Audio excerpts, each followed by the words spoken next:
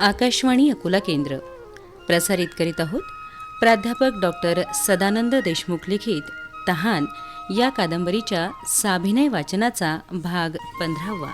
निर्मिती सहाय्य सीमा शेटे. सादर करते देविदास पारखी.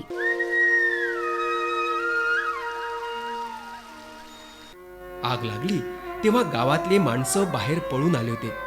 तरी गोठ्यात बांधलेले गुरढोरं तसेच अडकून पडले होते आणि धडपडताना जिवंत जाळले गेले होते. त्यांच्यावर पाणी पडलं तेव्हा दावणीच्या साखळदांडाला बांधलेली आणि मरून पडलेली ती धुडं चुलीत भरीत करायला वांग भाजायला टाकावं आणि जळाल्यावर ते जसं दिसावं तशी दिसत होती. तट्ट फुगून काही ढोरांची पोटं फाटली होती. त्यातून आतडी कातडी बाहेर सांडून पडली होती. काही जनावरांच्या काळ्या जिभा बाहेर लोंबकळून आल्या होत्या, तर काहींचे डोळे मस्तकातून सुटून बाहेर आले होते. ते सगळं पाहताना लोकांच्या अंगावर काटा दाटत होता.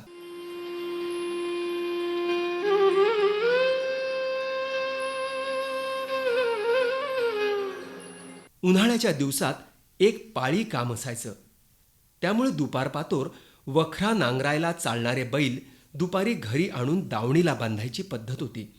कारण शिवारात रणरणत्या उन्हाशिवाय काहीच नसायचं.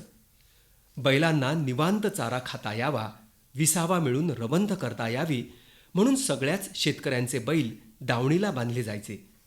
पण ती पद्धत अशी भोवली होती. चारी बाजूंनी अंगावर कुऱ्हाडीचे वार करावेत, लखलखत्या तलवारी खुपसाव्यात, तशी आता पारखेडच्या शेतकऱ्यांची अवस्था झाली होती. पाण्याच्या मारानं धुसफुसत आग थांबल्यासारखी झाली आणि माणसं गावात घुसायला पाहू लागले. तसे सारंगपूरवरून आलेले लोक पुढे सरसावले.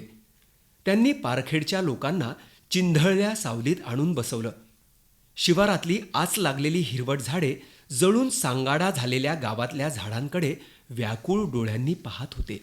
गावात आगीत होरपळलेले झाडं खोडातून बुंध्यातून तुटून खाली पडण्यासाठी कचकच असा आवाज करीत होते. पण हे झालं कसं काय? कशी काय लागली आग? पारखेडच्या लोकांना सारंगपूरचे लोक विचारत होते, पण कोणी काही सांगतच नव्हतं. त्यांचे रडणारे डोळे जळक्या गावावर, गावाच्या डोक्यावरच्या धुरावर भेदरलेले भयाण भकास घामाने थपथपणारे सैरभैर चेहरे.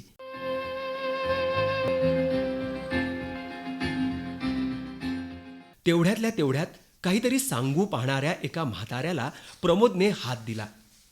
बांधावरल्या बेहाड्याच्या सावलीत बसवत त्याला विचारलं, हे कसं काय झालं आबा? तिकडून गावाच्या डोंगर तळ गावखोरी आग लागली. तिथे लोकांच्या वैरणीच्या सुडी रचून ठेवल्या होत्या. त्या पहिले पेटल्या आणि मग राखेचा वाणी आगीचा भडका झाला. जो त्यो बायका पोराला घेऊन पळाला. आगी इजवायची तरी कशी? पाणी तरी उडून आणायचं बापा. घरात प्यायला पाणी नाही. माती फेकून पाहिली पण ती थोडी काही चूल होती इजायले. इजलीच नाही रे बापा, इजलीच नाही रे. ढोरं गाई बकऱ्या मेल्या, पण जास्त करून कामाचे बैलच मेले. काहून की बेकाम चित्र चारायला जायला होतं ना रानात. ते वाचलं. बाकीचं समद जळलं, आमचं समद जळलं रे. आता आम्ही तरी काय करावं जगून? आम्हाला बी द्या आगीत फेकून. म्हातारा थरथर कापत विड्यासारखा चिरकला. ऐकणारी मनं कासावीस झाली. सारंगपूरच्या लोकांची गर्दी झाली होती, पण ते काहीच करू शकत नव्हते. सगळं संचित जळून गेलेल्या माणसांसाठी काहीच न जळालेली माणसं शब्दांचं दान देऊ पाहत होती.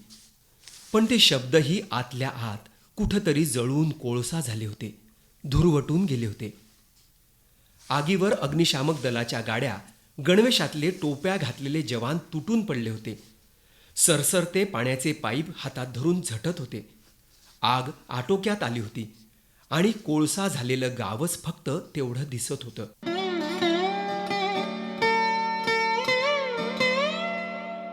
लाकडी सामान सगळं जळून खाक झालं होतं. लोखंडांचे नांगर, टीनपत्रे, ड्रम, भांडे लाल भडक झाले होते. अर्धवट जळून वाकडे तिकडे झाले होते.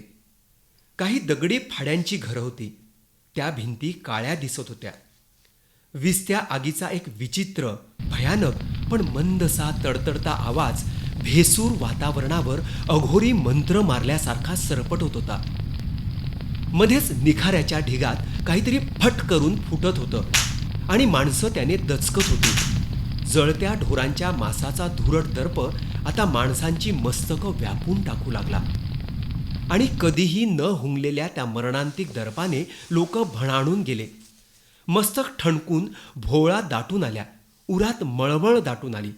एक माणूस जळत्या गावाकडे पळू लागला. त्याच्या मागे वाडग्यातल्या शेळ्या सुटाव्यात तसे पारखेडचे लोक, बायका धगधगत्या रस्त्याने आपल्या धगधगत्या घरावर झेपावले. काही बाई आठवून शोधायला लागले. माय कपडे काहीच उरले नाहीत व माय, आता मी काय नेसू?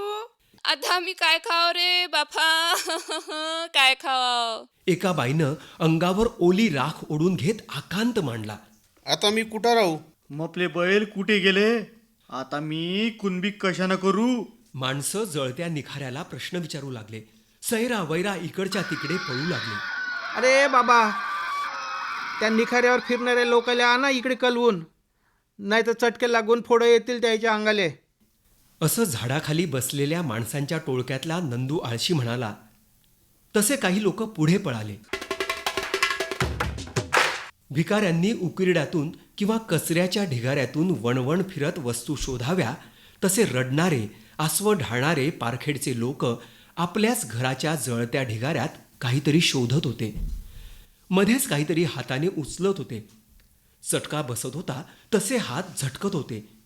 वेड लागल्यासारखी त्यांची अवस्था झाली होती. सारंगपूरची मंडळी गावात घुसली, माणसांना वळू लागली, तर पारखेडच्या माणसांना न जाणवणारी आगीची धग त्यांना जाणवली. पारखेडच्या लोकांची शरीरं दगडाची झाली किंवा काय अशी शंका त्यांना वळवून आणताना प्रमोद नवलेला झाली. राखेवरची माणसं पुन्हा गावाबाहेर वळवून आणली. काळपट राखेचे फराटे त्यांच्या अंगावर उठले होते आणि ते भेसूर दिसत होते. एखाद्या सरणाजवळ बसावेत तसे आपल्या गावाच्या सरणाजवळ बसून रडू लागले, ओरडू लागले. या आकांतात मध्येच एक भयानक किंकाळी उठली. ती सगळ्यांच्याच वरचढ होती. म्या जाळलं गाव, म्या जाळलं गाव, मारा मला खतम करून टाका. एक माणूस वेड लागल्यासारखा ओरडत होता. कोण आहे तो? एका सारंगपूरवाल्याने दचकून विचारलं. आमच्या गावचा पुंजाजी जुमडे? पारखेडवाल्यानं सांगितलं. पुंजाजी जुमडे जोरात ओरडत इकडचा तिकडे पळू लागला. बसलेल्या माणसांजवळ जाऊन त्यांचे हात आपल्या हाती घेऊन आपल्या गालावर मारू लागला आणि मग सुसाट पळत जवळच्या नांगरलेल्या शेतात गेला.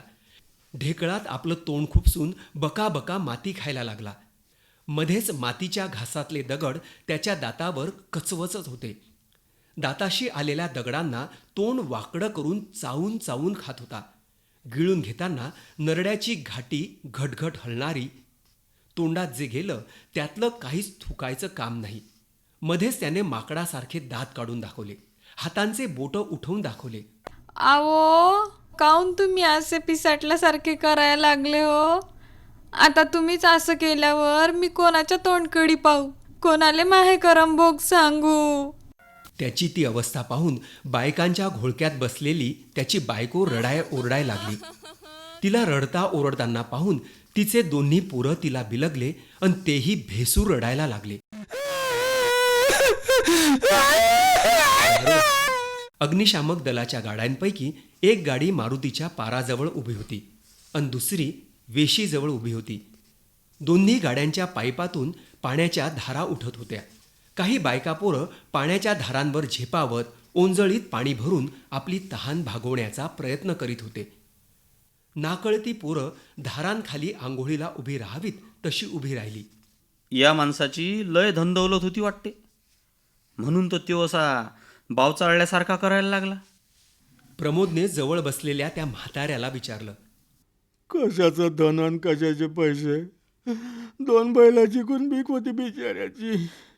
बैल त्याच्या कोठ्यावर बांधले होते वावरातल्या, ते वाचले. पण म्या घरी आणून बांधले होते रे, ते टम फुगून मेले रे बाप्पा, टम फुगून मेले रे. सांगता सांगताच तो बैलांच्या आठवणीने व्याकुळ ओरडू लागला. तेवढ्यात बायकांच्या घोळक्यात पुन्हा कालवा उठला. प्रमोदने वळून पाहिलं. पुंजाजी जुमडेची बायको आता आपल्या नवऱ्याकडे धावत पळत जात होती. येऊ नको, येऊ नको, मला हात लावू नको. म्या गाव जाळलं. मला बी जाळा आता, जिता जाळा, मला ठेवू नका, जाळा मला, जिता जाळा. पुंजाजी जुमडे माती खाताना उठून उभा झाला होता. बायकोला थांबत होता, पण ती थांबत नव्हती. पडत झडत ढेकळातून त्याच्याकडे जात होती. मध्येच तिचा पाय लुगड्यात अडकला आणि ती एका ढेकळावर आडवी झाली. जोर जोरात विव्हळू लागली. तिच्याकडे लुगड्याचे घोळ सावरत बायका पळाल्या. तिला आवरून धरलं, भुईवर बस्त केलं. पुंजाजी जुमडे आपल्याच तालात उड्या मारत तिकडे नाल्याच्या घळईत पळत गेला. नाल्याच्या पांदीत दिसेनासा झाला. तो माणूस असं कोण म्हणते म्या गाव जाळलं म्हणून? त्यानं जाळलं का काय गाव? मोहन काळेनं विचारलं. कसं काय? परसाकडीले गेला होता. सुड्या लावेल होत्या त्याच्या पलीकडी. झुडपाच्या आडोशानं बसला होता तो. गड्याला बिड्या फुकायची लय बेकार आदत.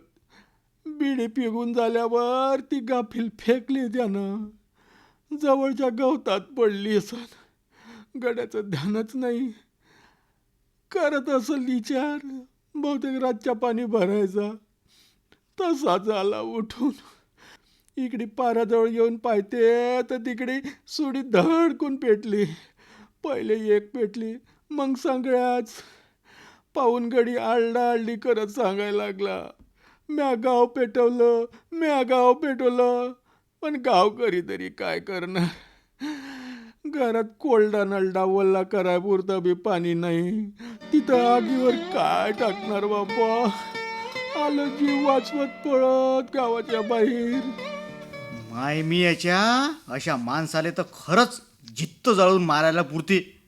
गलथानपणा त्यानं केला आणि भोगवटा गावच्या नशिबी आला. मोहन काळे कसमसून म्हणाला.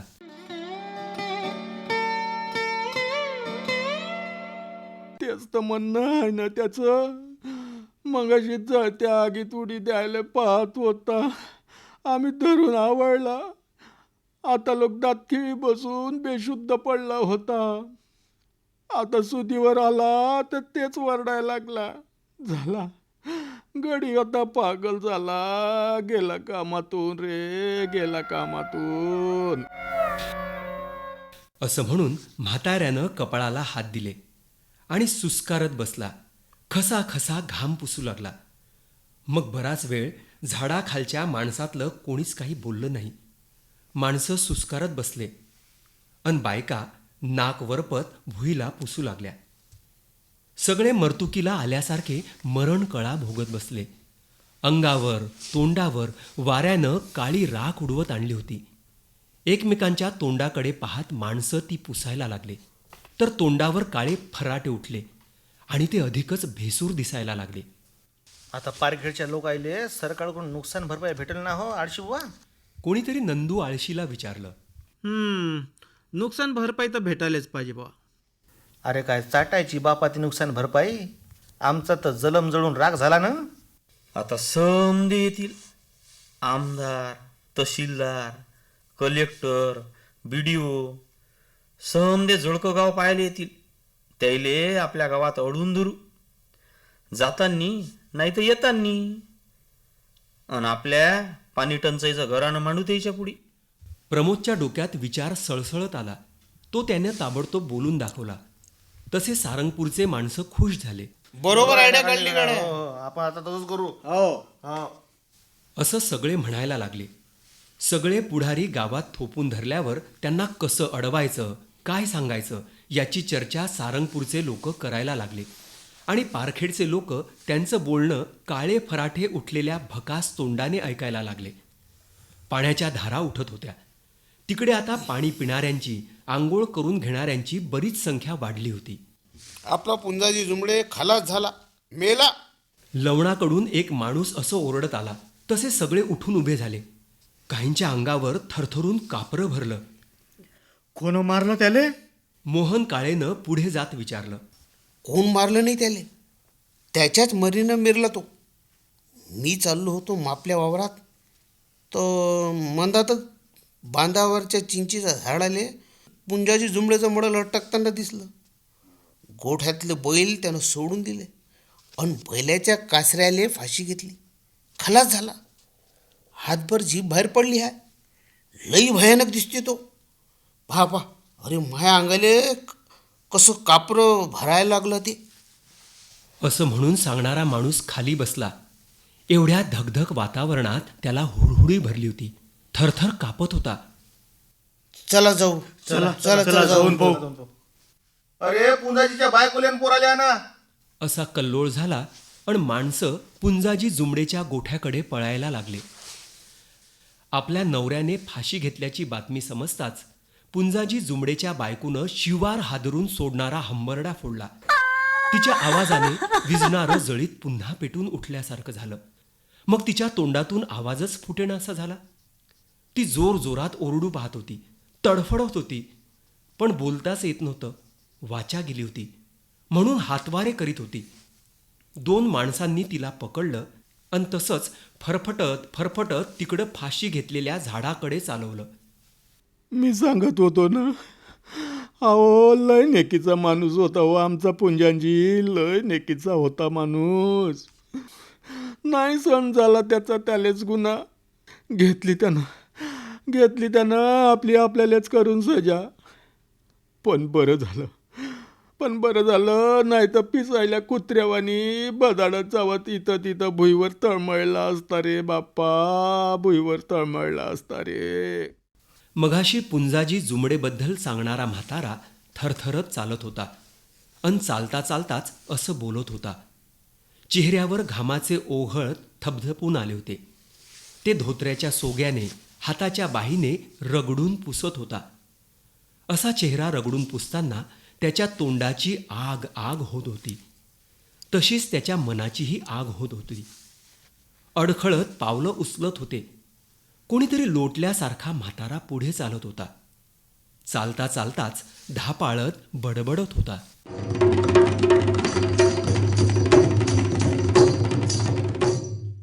आत्ताच आपण प्राध्यापक डॉक्टर सदानंद देशमुख लिखित तहान या कादंबरीच्या साभिनय वाचनाचा भाग 15 ऐकलात.